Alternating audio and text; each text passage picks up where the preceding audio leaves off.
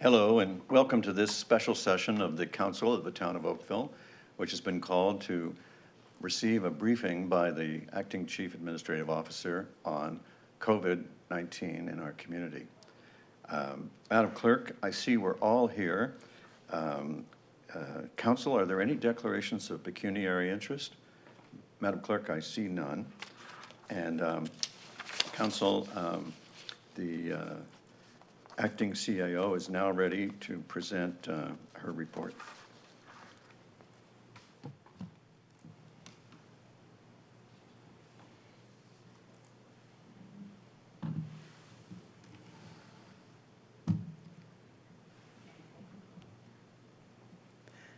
Mayor and members of council,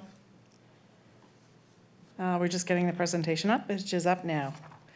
So I did want to give you an update on where we are right now on the eve of moving into stage 3 under the provincial plan. The first slide I have here is a similar slide that I've had at each of the other presentations. It just gives you a context of where the cases are throughout the world, Canada, Halton, and certainly Oakville as well. I think in Ontario, actually, it says it is 39. I had 38 on my presentation. It's just peaked over 39,000 as of today. So while the numbers have been generally improving over some time, certainly what we've been hearing about and seeing in Western Canada gives us pause to still take a cautionary approach. This has not gone away. We are not out of this. We still need to recognize all the rules that the public health groups have been giving us in terms of how we have to conduct ourselves. So in terms of Ontario, you can certainly see the dip that we've taken since really the middle of, almost into the beginning of June. We've pretty well consistently been declining. This is now a 7-day average. I think the other ones I had shown you were the 5-day average. We did experience a little bit of an uptick at the beginning of the week. I think Tuesday, for the first time, we were over just over 200 cases. That's come back down. It was 160 yesterday, and it's come now down to just over 100 today, which is all good news. Although a new trend that seems to be coming up is that 50% of the people who have been infected are under the age of 40. So it is our younger people that seem to be contracting or getting the virus more often. So the rules we're hearing from the medical officer of health are still the same: wash your hands, stay home if you're sick. The physical distancing is now certainly been ingrained in each piece of legislation that the province has come out with. So the 2 meters are absolutely applied. They did add the social circles into the equation so that we could get a little bit more together in family groups. But now we have the masks, and Regional Council approved the mandatory masks, which kicked in yesterday. So it is the requirement for all public spaces throughout Halton that you wear a mask. I know we've seen certainly on our buses a great deal of compliance with the wearing of the masks, and I think all of you see it throughout the community as well. So it's been a trend that's been pretty well international, and now we're all following suit, which is a great practice for us to prevent the spread of the disease. So in terms of town facilities themselves, we need to comply with the region's bylaw. We will have signage up on all the facilities that have any public access, so that would include town hall and our recreation facilities.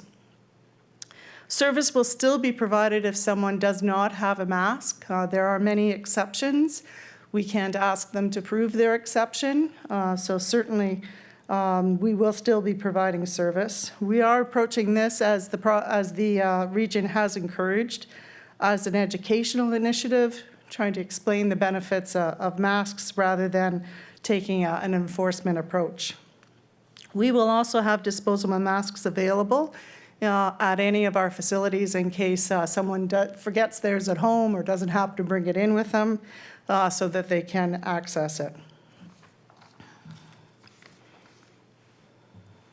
So just turning to the province and their overall action plan, you've seen this slide each time. As I say, we're just moving into stage 3 at this point in time. They have come out with legislation, Bill 195, which really speaks to how we're going to proceed forward with the various emergency orders when perhaps the declaration or emergency declaration has been removed. So 195 is a report that's also on your agenda, which outlines the basic components of that piece. The other component that they brought forward is Bill 197, which looks at the economic recovery and how we can move from there. So there is also a report on the agenda for that. Most importantly, it deals with the community benefit charge, which we have seen progressing and very much changed and actually returned to the old normal through this legislation that's here. But there is a report on the agenda and staff are here to speak to it. In terms of phase 3, we don't really know what may be in store for us. What we have heard and understand that there'll be a renewed focus on case management, contact management, so that when outbreaks occur, they can easily trace them and find out where they are so that they can put them in control much quicker. There will be a few more openings, and you'll see I do have a chart which shows what still is closed. And we'll see over time the general relaxing of the provincial orders that are there. The timing of those things, though, we don't have any understanding of at this point in time. So just to recap on the stage 2, we had some recent openings beginning of July. We had introduced the transit fares, so people are entering our buses in the front. We have about 85 to 90% compliance on wearing masks on the buses, which is a very positive thing. We have about 50% of the normal load capacity available on the buses because of the distance separation that we have to put in place. And in terms of ridership, now that we have the front door entry, we can actually just begin to calculate that. The ridership is about 25% when you compare it to last year at the same time. So it's quite a bit down from where it has been. The camps were open on July 13th. We've had an excellent response to them. The public have been very happy with the facilities. We've heard many compliments in terms of the safety that they feel within those camps. We have about 1,300 bookings of about just under 1,700 spaces, so it's been very well received. The 19 splash pads are open as well, and they've proceeded quite well. It is signed. We are looking at the individuals, taking care of their health messages and implementing them for themselves. In terms of pools, we were able to open Lions Pool 2 days earlier. We had it open for the Saturday, but the Wedgwood and Falgarwood and the QE Park indoor pool were opened on I think it was the Monday actually. So you'll see that given the number of people that have been visiting those pools, we did increase the capacity at some of them we extended hours, but we are looking at opening Brookdale and Bronte on July 25th and offering more services through those pools. And you'll see the Iroquois Ridge Community Center indoor pool, which is a second indoor pool to open on August the 2nd.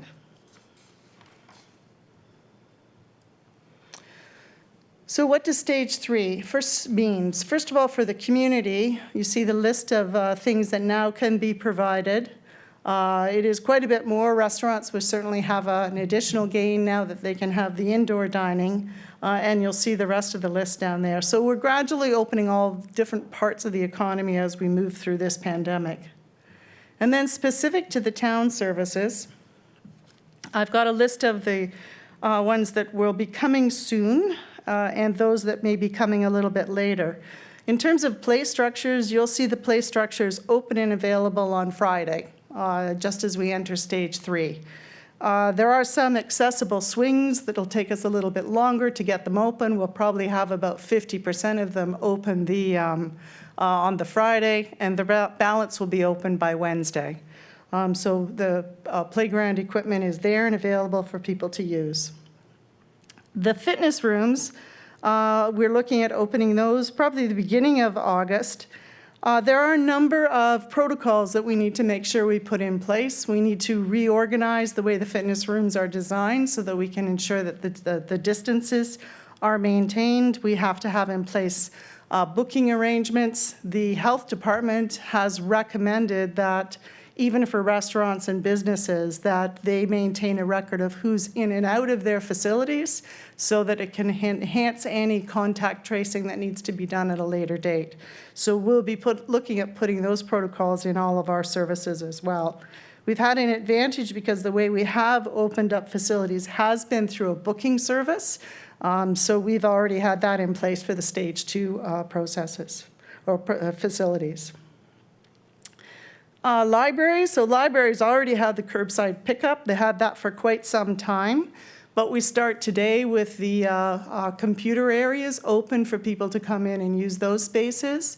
Again, they'll be booked online or even in person if they arrive there. There'll be about a 45-minute time period for them to use them so that after that we can clean the equipment for the next person coming through. And then we're looking at about mid-August, because as part of stage 3, we can open up the branch libraries. So about mid-August, we should be opening up some of the libraries. All 5 branches we're looking at opening. The only 2 that would not open would be the ones that are connected with the school boards, because we still need to work out some arrangements with them. You'll see sports fields. We are starting to line the sport fields and put up the nets. But moving into have contactless play on those fields will be a little bit of time as we work through the details with each one of the leagues in order to permit those areas. But we're beginning to get those ready as well. There'll be some additional ice facilities that will be available with the leagues. So speed skating and the Oakville Blades are looking at having space fairly quickly, actually, on those. And then moving on to non-recreational, marriage ceremonies are now available with the increase of 50 people available indoors and 100 outdoors. It opens up the opportunities for marriage ceremonies in a whole new way. So we can then start to provide for permits for those types of things. I would note that there is some understanding of the legislation that we are still sorting through. It's unclear really when you read the legislation whether the maximum of 50 people applies to the facility as a whole, or does it apply to each of the events within the building. So there is still quite some discussion on that, and we are seeking clarity from both public health at the region as well as through the province to see if we can understand that a little more clearly. If it is 50 people at a facility, many of our facilities are reaching that amount in already just as a result of the summer camps being open. So it's an important component for us to really understand.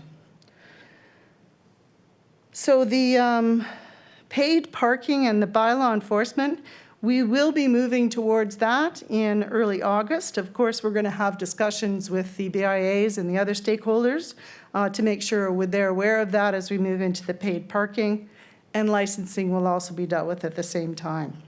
So those are services that you're going to see. When I say coming soon, that's really over the next couple of weeks, maybe 2 to 4 week time period.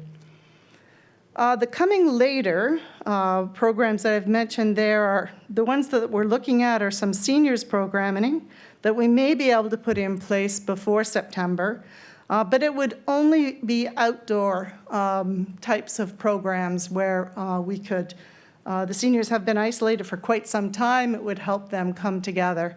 We're looking at opening up Sir John Colborne only for the washroom facilities, and so all the programming could be held at that location.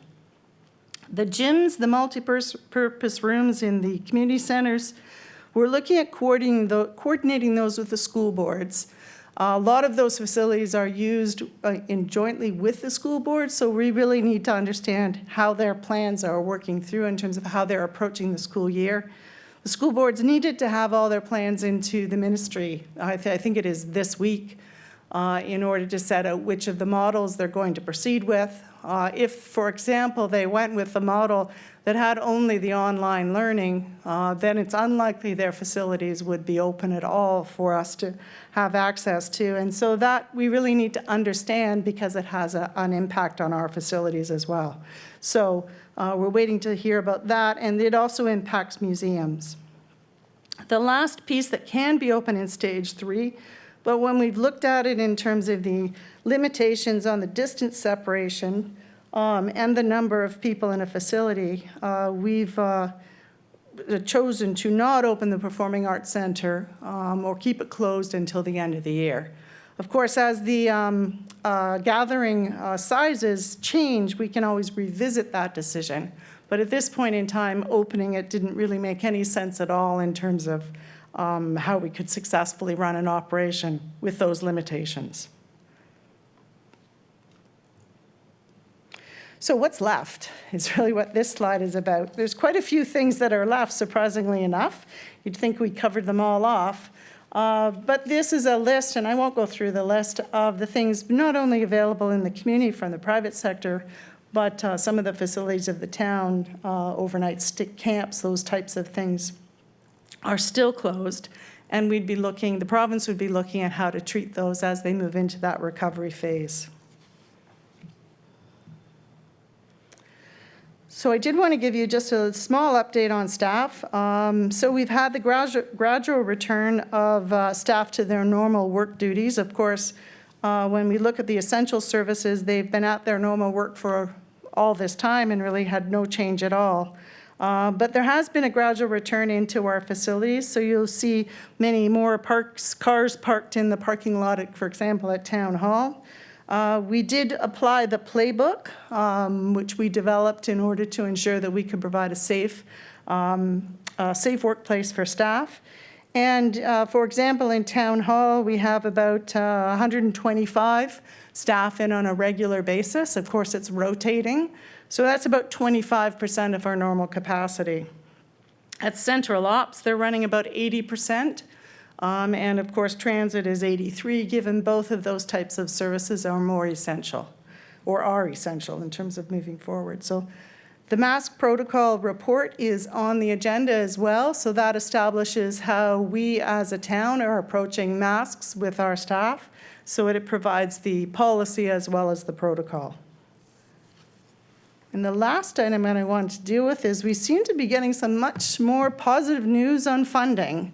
And it should actually say federal and provincial funding. Many organizations, including the big city mayors of Ontario, have been advocating for funding given the significant reduction in revenues and costs that the municipalities has had as a result of this. And the messages seem to be getting through. So there's $19 billion that's available Canada-wide for COVID aid. There is, and it is targeted mostly to municipalities. There's about $7 billion that's available to Ontario. The details on what that will fund, how we spread it out, are still yet to come. We do understand that the federal government has been fairly prescriptive in terms of how that money is allocated. For example, there would be a certain proportion allocated to PPE. We do expect a good portion to be allocated to transit. How much, we're still waiting to hear. And so that's pretty well expected. We do expect some to come to municipalities, but how and what strings come with it, we're really not clear on that yet.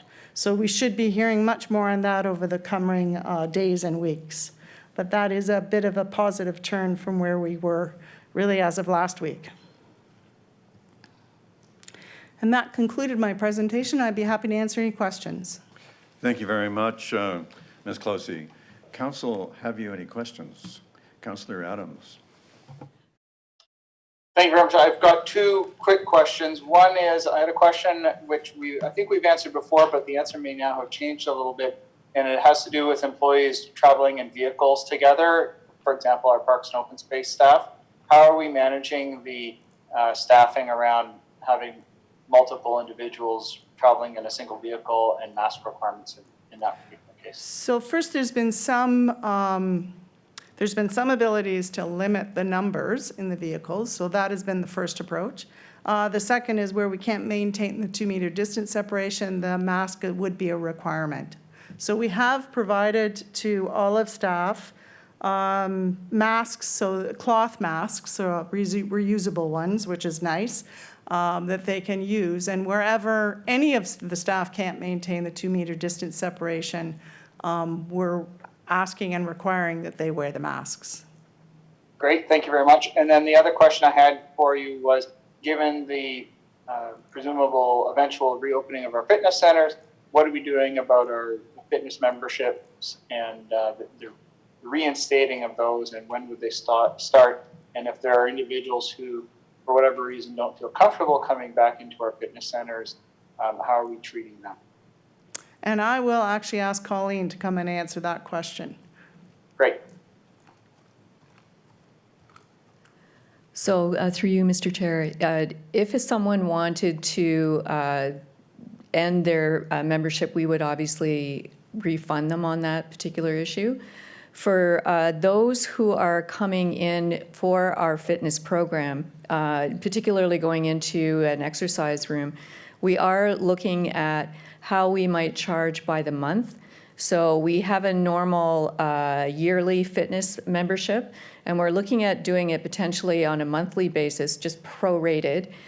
Because one of the things that we are looking at when we are doing any type of planning now is for the possibility that we will have to roll back some of our programming, depending on what the nature of the situation is. You know, obviously everyone's talked a lot about a potential second wave. So we are looking at ways that we can shorten the duration of the payment so that it's much easier in the event that we need to do a refund, and it's much more practical for our users. And so for those who are currently in a long-term membership program with us, how are we treating them specifically, or how will we when we reopen? So what we would do is we would look at it on a case-by-case basis and look at what we might refund and what we would continue to charge. So it's something that is still a work in progress, and when we have everything finalized, I'd be happy to send out a communication to all of council. Great, and that of course would cover the people who have our memberships for aquatics or for skating. Absolutely. Or court times, for example. And will our courts reopen, our indoor courts? So the indoor courts right now are still under review. Squash in particular is a bit of a concern because it's in very contained space, it's a very fast play, and the chance of contact is quite high. So we're taking a look at that. We are meeting with the Pickleball Association, which I think everyone will be happy to hear, next week. So that we can get a better sense of what the needs are and how we might fulfill those. So stay tuned on pickleball. Okay, and then I have, my final question was, do we know what the story is on our bocce courts? No, I will follow up and I will provide you with information on that. Great, thanks so much. Thank you, Councillor. Councillor O'Meara? Thank you, Your Worship. I'm just wondering if and when and how we're planning on potentially having council meetings back in the chambers, or if that's not going to happen this fall, or what the plan or where we're eyeing that one on. So you have through you, Mr. Mayor, we have the report on the agenda on the virtual meeting. So we have the option of continuing that even after the province declares an emergency. We haven't actually turned our mind to town hall yet. We'd have to do quite a bit of distance separation with the chairs around the room. So we haven't even turned our minds to that. We thought that this forum was working quite well. The input from the community that's been coming in virtually is also going quite well. So we're not looking at changing the situation, certainly not in the next 4 weeks. Okay, so I mean, are we going to be eyeing this at some point in the future then to come back, or is this just an indefinite time period where we're going to be doing virtual meetings? I mean, are we going to try and get a plan, and then at least we know we can do it at some point? I guess I'm just looking for a little direction in the future. I know the next 4 weeks probably not, but are we working on a plan of what that might look like if and when council decides that we should be meeting in person again? We haven't to date worked on a plan on that, but we can begin to look at what we can do in the council chambers that would enable a meeting room. The meeting here. I think the other complication becomes that means that public are also coming into the building itself. So what we do with cleaning and accommodating the public coming in is also another piece that we need to consider. So it's not, I would suggest to you, we'll start to look at a plan now, but it's quite a convoluted or complicated issue to consider because it has lots of implications for how we use town hall as a whole. Perfect, thank you. Councillor, I'd also add that the lack of clarity from the province on how you count the number of people in the building or in the facility, there's confusion about whether it's per space or for the entire building of 50, would suggest to me that we on council need to consider that we'll be meeting virtually until that gets cleared up. Because, if the province has a limit on how many people can attend in person, it has some implications. So I'm sure at the right time we'll be able to deal with it, but I agree it's not an urgent matter to plan for right at the moment, given the confusion. Councillor Lischina? Thank you, Your Worship. I think this is back to Colleen, if she's around. It's regarding the Iroquois Ridge Community Center and the indoor pool opening. So I understand, as Jane had mentioned, that the advanced booking is going really well. Could you explain with respect to kids coming into the pool? Because usually the parents are outside the glass area and are waiting there for them. So how does that work if you have younger children using the pool? So we are introducing family swims at 2 of our outdoor pools so that parents can be in the water with their children. So that's at Brookdale and Bronte, so that'll be starting on July 25th. For Iroquois, I don't think we were looking at family swims at this point in time. We were looking more at lane swims and general leisure swims. So if families are looking to do some, a family activity, I would recommend that they go to Brookdale and Bronte in the short term. Thank you, that's very helpful. Councillor Palmer? Thank you, CEO Closey, for your report. I just had a quick follow-up question on the playgrounds. I was wondering if we're still going to have the cautionary signage that kind of says play at your own risk, the structure has not been sanitized, or something to encourage residents to bring their own hand sanitizer if they plan on using the structures? Yes, we will have that signage up, letting people know how they need to protect themselves in using the equipment, most certainly. Okay, great, thank you. Councillor Chisholm?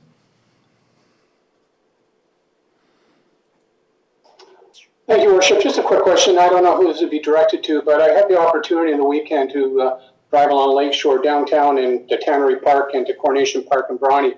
And I must say, the social distancing or physical distancing wasn't happening. All 3 of those areas were jammed. So I just a comment from the CEO with respect to how our bylaw enforcement are dealing with these large crowds on these locations on the waterfront. Through you, Mr. Mayor, this has been an ongoing issue. So we've put in place several strategies and working very closely with the police. The police have a Patrol on Parks program that they've set up. So they've been much more visible throughout, particularly the waterfront areas, because that's where most people are attracted to with this hot weather. So in combination with them and bylaw enforcement, we've had much more of a presence down there. There are some, particularly in Bronte, we've put in some parking restrictions on some of the streets so that there is less accessibility to the Bronte beach area. So that is an attempt to try and control the number of people that are coming into that area. But it's mostly working very closely with the police and bylaw enforcement. I would add one other thing too. We did retain some of the parks ambassadors. They're certainly not enforcement officers, but there is a presence of someone down there who can educate and speak to people as they're using those facilities. So those are the tactics we've put in place to try and make it a little bit safer. Thank you, Jane. I guess, I don't know, I don't want to add to the workload and stress load of staff. If there's any way we can access into these parks to have some control at the entrances and exits, is a possibility because it was just way out of hand on the weekend. So we have looked, I know, for parking vehicles to get less access into some of the areas, not only on the streets, but into some of the parking areas that we had. But we can look further at how we could limit access into those areas. It has been an ongoing issue that each week it seems we put in another approach and see how well that's being managed. So I thought I saw Jim coming down. But so each week we've put in a new approach. So we'll certainly look at what else we can do about limiting access. Thank you, I appreciate it. Councillor Robertson? Hi, Jane. My question revolves around the churches in Oakville. We're all looking at the 50 capacity. Has anyone tracked what's happening within the Oakville churches to see what their attendance has been and how many people they're putting into one building?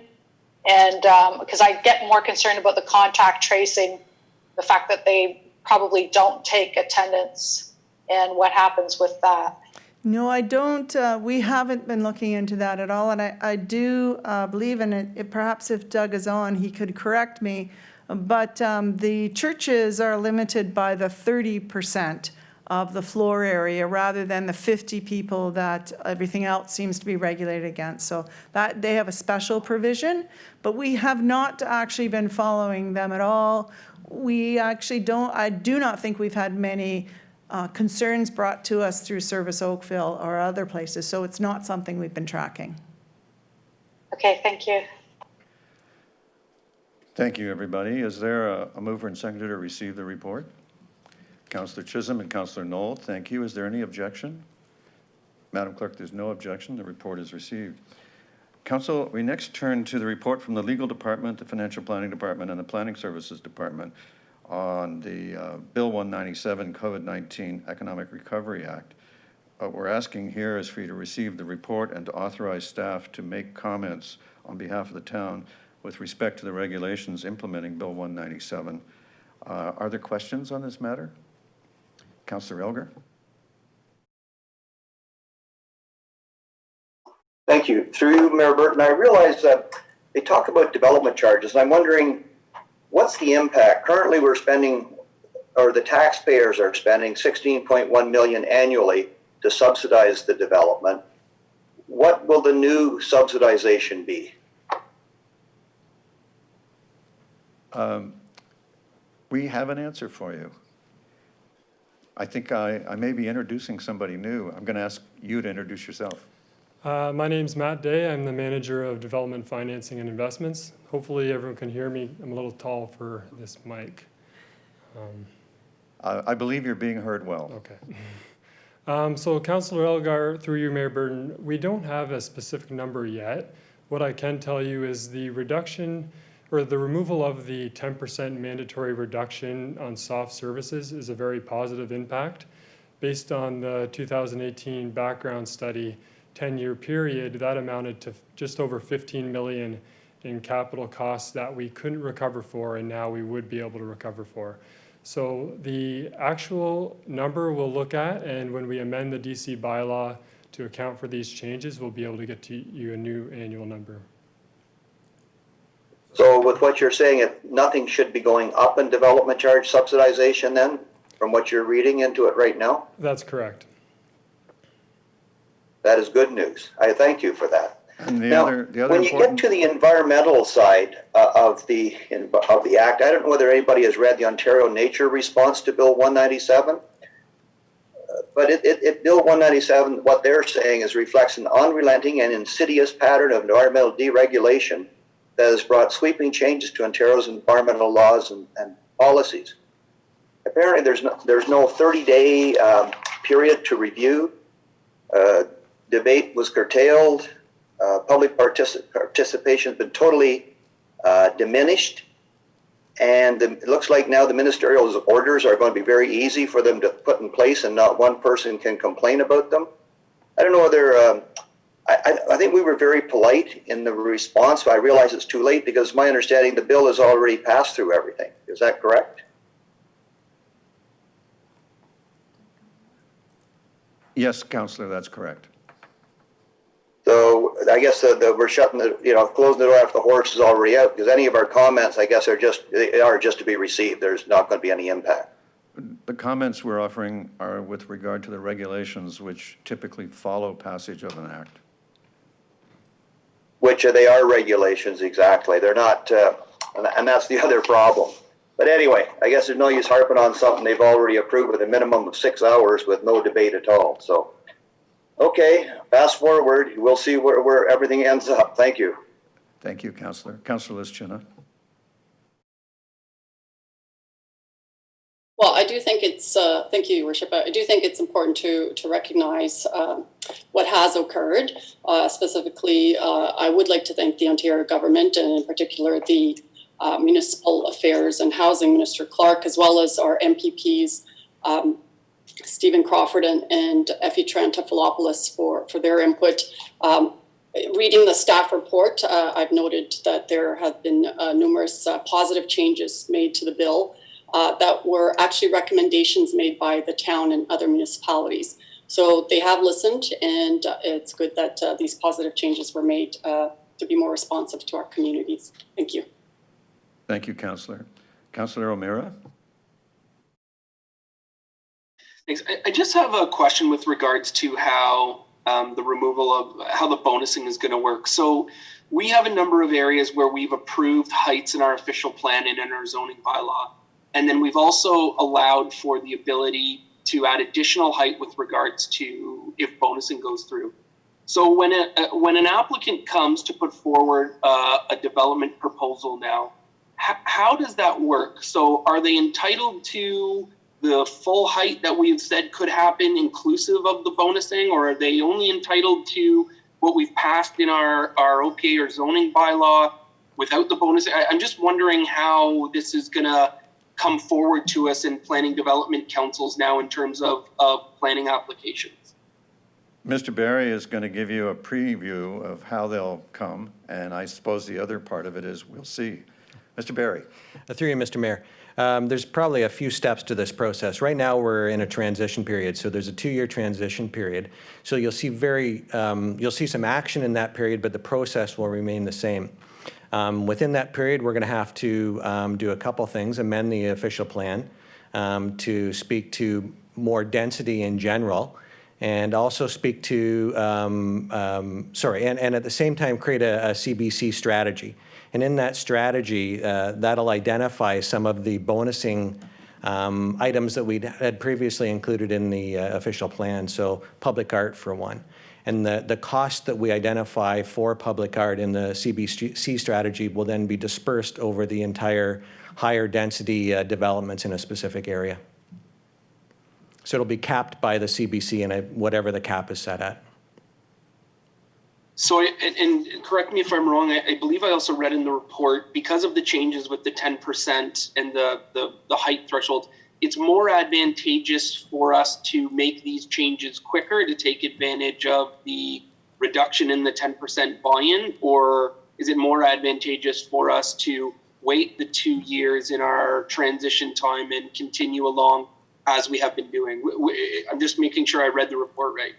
Through you, Mr. Mayor, that'll be a study question. We'll have to look at that to find out, because that is if we make the change now, we can then eliminate that 10% reduction, but it'll then exclude the parking costs that are captured within the current regime. So we'll have to take a look and see which is more advantageous to the town. Okay, and I ask that just, I think everybody wants predictability here in terms of, both the town, the residents, but also the development community who's eyeing some properties right now. So if we have said, for instance, 6 stories will allow here, but the possibility of 10 if bonusing, would we look at something in the short term to just say, okay, we were contemplating a way with which this could be 10 stories. We'll just elevate our top floor up to where the bonusing permitted now, or are we going to wait and just do full studies on this again? Well, I think, through you, Mr. Mayor, right now, the actual recommendation from the planning department to applicants, if they're looking at the a bonusing or the extra floors, they're recommended to make an official plan amendment at the same time they make application. That way they get that wrapped up into the entire process. Okay. Okay, thank you, Your Worship. Thank you, Councillor. Councillor Haslett-Thiel.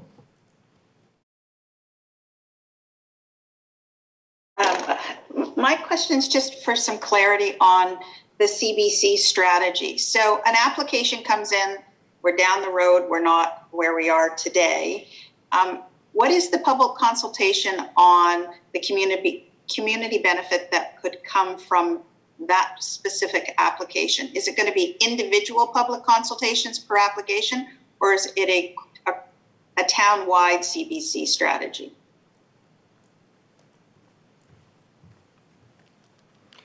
Through you, Mr. Mayor, it'll be a town-wide CBC strategy, and the consultation will be done as part of that strategy development. So when it comes to, thank you for that. So when it comes to the parks and the green space, I see the staff called out the issue around increased urbanization and where are those folks going to get their green space.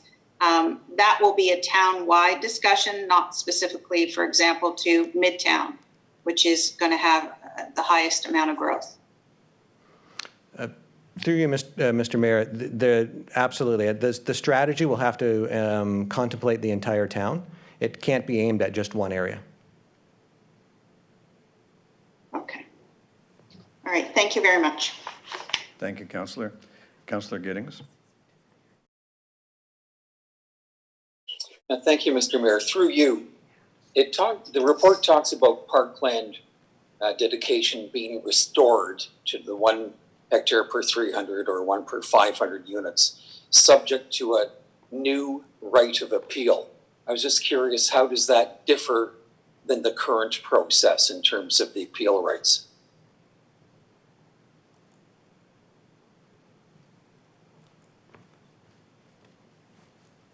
Through you, Mr. Mayor, the current appeal rights, I'm going to refresh your mind to Richmond Hill. So when that had gone to the board, there was no ability really for an applicant to argue on the percentage of it. The only right of appeal is in terms of the market value.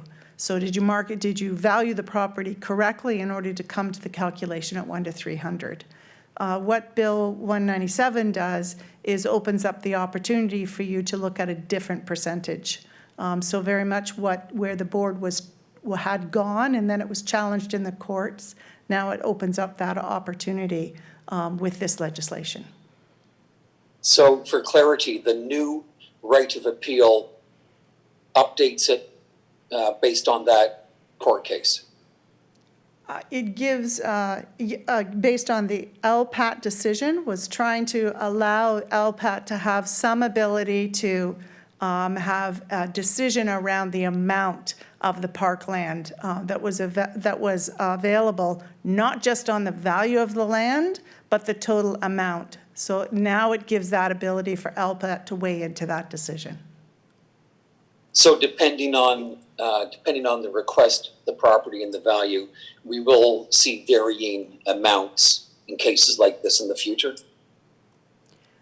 We may see that, but we do have a parkland strategy underway, which we will identify the issues.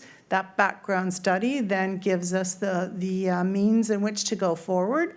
And quite frankly, the defense of the position that we would take in terms of parkland dedication for each application.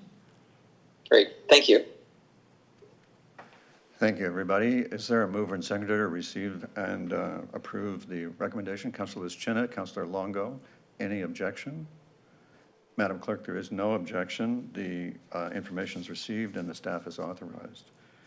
Council, we now turn to item number 3, Bill 195, the Reopening Ontario, a Flexible Response to COVID-19 Act 2020. I don't name these acts, I just read them. You have the report. Do you have questions? The motion here is to receive the report.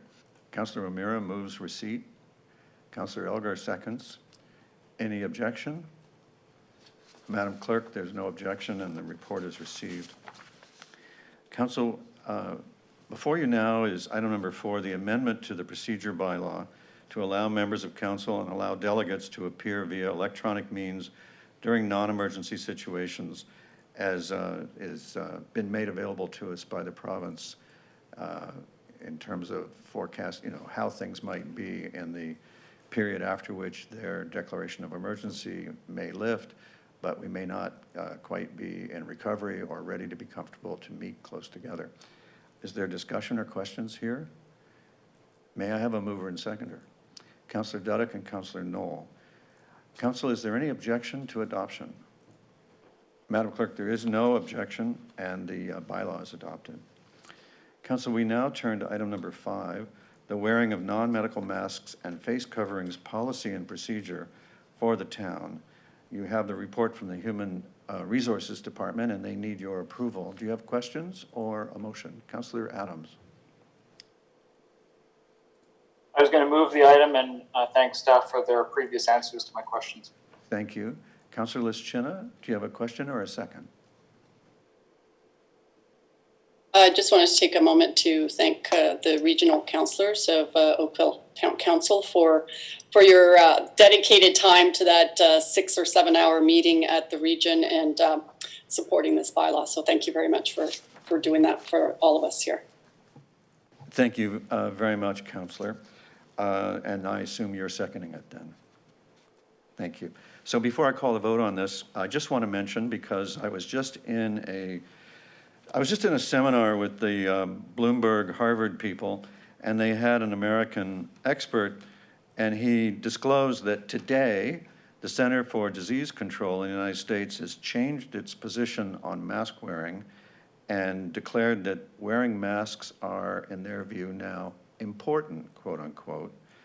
And they also announced that there was a journaled article in a prestigious medical journal, the Journal of Internal Medicine, that says that in the article, it basically reports a study that says that people who are masked and catch COVID tend to have a milder case of it.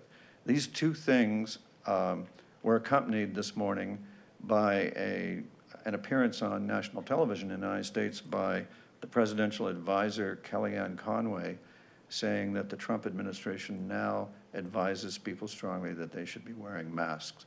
So there's a sea shift is happening underneath us over the last 3-4 weeks on this question of masks and face coverings.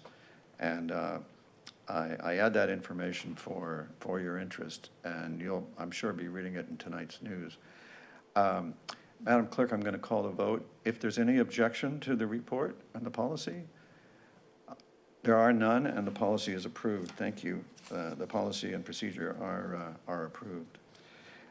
Council, that completes our agenda. I would entertain a motion and a seconder for consideration and reading of the bylaws. Councillor Grant, thank you very much. Councillor Longo, thank you. This is for the bylaws as listed in the agenda. Is there any objection to the bylaws as listed?